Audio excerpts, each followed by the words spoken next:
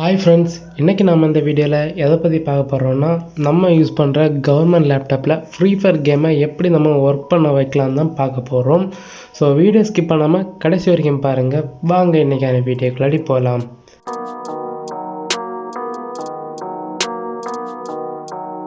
First time நம்மளோட channel வரீங்கன்னா கீழே இருக்கிற red colour subscribe button, notification bell icon எல்லாம் ஆன் பண்ணி வச்சுக்கோங்க. அப்போ தான் அந்த அடுத்தடுத்து போடிய வீடியோஸ் உங்களுக்கு நோட்டிஃபிகேஷனாக வரும். ஃபர்ஸ்ட் உங்களோட ப்ரௌசரை ஓப்பன் பண்ணிக்கோங்க. க்ரோம் ஆர் ஃபயர்பாக்ஸ் எது வேணாலும் யூஸ் பண்ணிக்கோங்க. நான் வந்து க்ரோம் யூஸ் பண்ணுறேன்.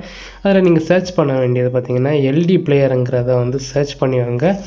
இந்த பிளேயர் தான் பெஸ்ட்டு எமுலேட்டர் ஃபார் ஃப்ரீஃபயர். அதாவது எமுலேட்டர்லேயே ஃப்ரீஃபயர் விளையாடுறதுக்கு லோ எண்ட் பிசி லேப்டாப் எதுவாக இருந்தாலும் சரி, கவர்மெண்ட் லேப்டாப்பாக இருந்தாலும் சரி, எல்லாத்துக்குமே பெஸ்ட்டு இந்த எமுலேட்டர் தான்.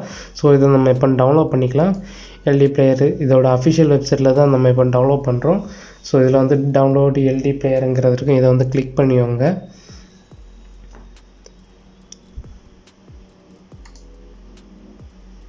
கிளிக் பண்ண பார்த்தீங்கன்னா டவுன்லோட் வந்து ஸ்டார்ட் ஆகிடுச்சு. 2.8 MB தான். இதோட செட்டப் ஃபைல் மட்டும்தான் அவ்வளோ. இதோட இன்ஸ்டாலேஷன் ஃபைல் எல்லாமே அது ஆட்டோமேட்டிக்காகவே டவுன்லோட் ஆகும் இது இன்ஸ்டால் பண்ணுற டைமு. இப்போ இதில் வந்து எஸ் கொடுத்துக்கலாம். எஸ் தான் நான் பர்மிஷன் இருக்குது, அதுக்கு வந்து எஸ் கொடுத்துவாங்க. கொடுத்துட்டு நான் இப்போ அந்த க்ரோம் வந்து க்ளோஸ் பண்ணிவிட்டேன். இதில் வந்து நீங்கள் வந்து இன்ஸ்டால்னு ஜஸ்ட்டு கொடுத்தா போதும், இன்ஸ்டால் ஆக தொடங்கும். அதுக்கு முன்னாடி வந்து டவுன்லோட் ஆக தொடங்கும். 414 MB இருக்குது இதோட சைஸு. அதாவது இந்த எல்டி பிளேயரோட சைஸ் பார்த்தீங்கன்னா 414 MB.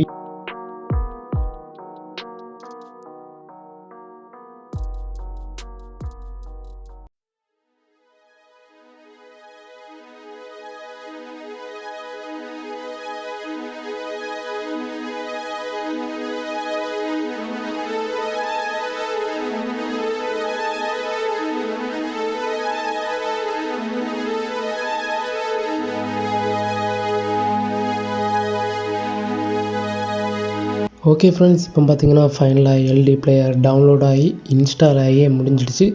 இப்போ நம்ம ஸ்டார்ட் பட்டனை கிளிக் பண்ணி எல்டி பிளேயரை ஓப்பன் பண்ணிக்கலாம். ஸ்டார்ட் பட்டனை கிளிக் பண்ணிக்கோங்க.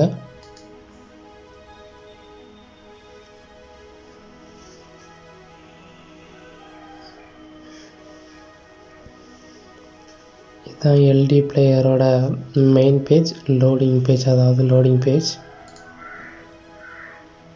ஃபுல் ஸ்க்ரீன் போட்டுக்கிறேன். மெனு இதெல்லாம் செட்டிங்ஸ் இருக்கும்.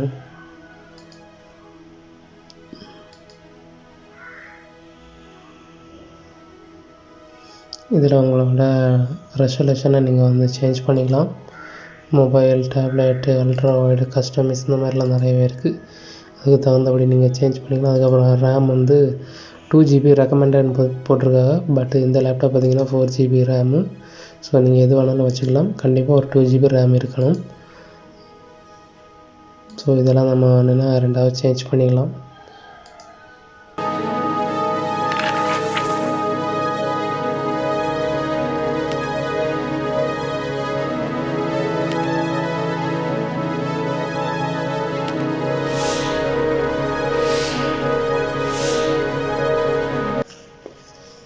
இதுக்கு வந்து அலோ அசஸ்ங்கிறத கிளிக் பண்ணி கொடுத்துவாங்க. விர்ச்சுவல் பாக்ஸ் ஹெட்லைன் இந்த இதுக்கு வந்து அலோ அசஸ் இதை வந்து கொடுத்துவாங்க.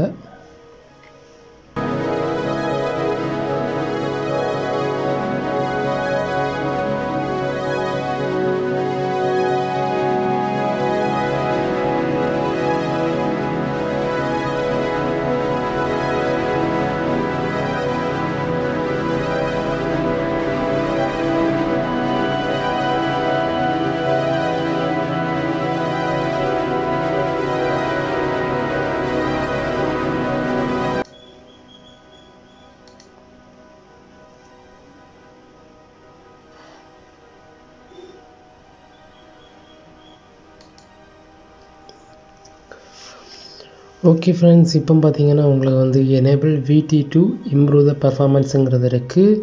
ஸோ இதை நம்ம எனேபிள் பண்ணுறது மூலமாக சம்டைம்ஸ் நம்மளுக்கு வந்து லேப்டாப்பில் வந்து ப்ராப்ளம்ஸ் வரலாம். ஸோ நீங்கள் வந்து இதை யூஸ் பண்ணணுமா வேண்டாமாங்கிறத நீங்கள் தான் சூஸ் பண்ணிக்கணும்.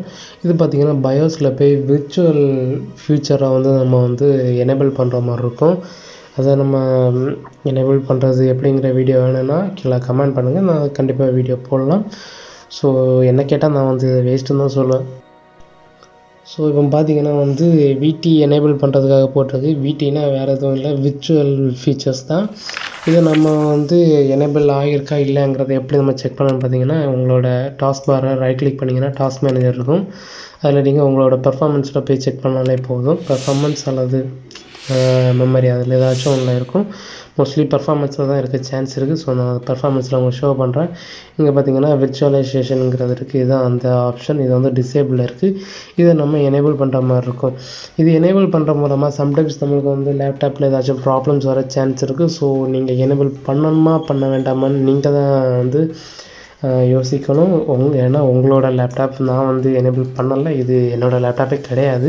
ஸோ நான் இப்போ அதுக்கு எனேபிள் பண்ணலை. அது நீங்கள் எனேபிள் பண்ணதுக்கப்புறமா நீங்கள் பண்ண வேண்டியது என்னென்னா, சம்டைம்ஸ் நீங்கள் எனேபிள் பண்ணி உங்களுக்கு கண்டிப்பாக வேணும், நான் விளையாடியே ஆகணும்னு நீங்கள் நினச்சிங்கன்னா, ஜஸ்ட் நீங்கள் வந்து எனேபிள் பண்ணதுக்கப்புறம் நம்ம மொபைலில் ப்ளே ஸ்டோரில் எப்படி இமெயில் ஐடியெல்லாம் போட்டு நம்ம சைன்இன் பண்ணுவோமோ அதே மாதிரி உங்கள் இமெயில் ஐடி போட்டு சைன்இன் பண்ணிவிட்டு நீங்கள் வந்து ஃப்ரீஃபயர் கேமை வந்து டவுன்லோட் பண்ணிக்கோங்க. கூட பார்த்தீங்கன்னா ரைட் சைடில் கண்ட்ரோல்ஸ் எல்லாமே இருக்குது. நீங்கள் அதில் வந்து நீங்கள் சேஞ்ச் பண்ணிக்கலாம். இது வந்து நான் எனேபிள் பண்ண முடியாததால தான் உங்களை வந்து எதுவுமே காட்ட முடியலை. எனக்கு அது விருப்பமும் கிடையாது எனேபிள் பண்ணுறதெல்லாம். ஏன்னா ஏதாச்சும் ப்ராப்ளம்ஸ் வந்துன்னா அதை நம்ம ரெடி பண்ணுறது வந்து ரொம்பவே ரிஸ்க்கு. ஏன்னா பிசினா பயோஸ் நம்ம ஈஸியாக வந்து ரீசெட் பண்ணிக்கலாம். லேப்டாப்ஸில் பார்த்திங்கன்னா ஒரு சில லேப்டாப்ஸில் தான் ரீசெட் ஆகும்.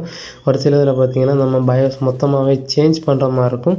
ஸோ அந்த ரிஸ்க்கை நான் எடுக்க விரும்பலை. ஏன்னா அதுக்கான ரூபா வந்து ரொம்பவே அதிகமாக இருக்கும். ஸோ ஃப்ரெண்ட்ஸ், நீங்கள் தான் அதை சூஸ் பண்ணிக்கணும். ஃப்ரீஃபயர் லேப்டாப்பில் விளையாட வேணுமா வேண்டாமாங்கிறத நீங்கள் தான் சூஸ் பண்ணிக்கணும். நீங்கள் விளையாடணும்னு நினச்சிங்கன்னா இந்த ப்ராப்ளம் எல்லாம் நீங்கள் சால்வ் பண்ணி தான் நீங்கள் விளையாடணும். அந்த ப்ராப்ளத்தை சால்வ் பண்ணணுன்னா உங்களுக்கு சால்வ் பண்ணுறது தெரியாதுன்னா, உங்களுக்கு அதை பற்றின வீடியோ வேணும்னா கீழே கமெண்ட் பண்ணுங்கள். கண்டிப்பாக வந்து அதுக்கான வீடியோ போடுவேன். கமெண்ட் பண்ணுங்கள், நான் கண்டிப்பாக போடுறேன். இந்த வீடியோ அவ்வளோதான் ஃப்ரெண்ட்ஸ். இந்த வீடியோ உங்களுக்கு பிடிச்சிருந்ததுன்னா லைக் பண்ணுங்கள், உங்கள் ஃப்ரெண்ட்ஸ் எல்லோரும் கூட ஷேர் பண்ணுங்கள்.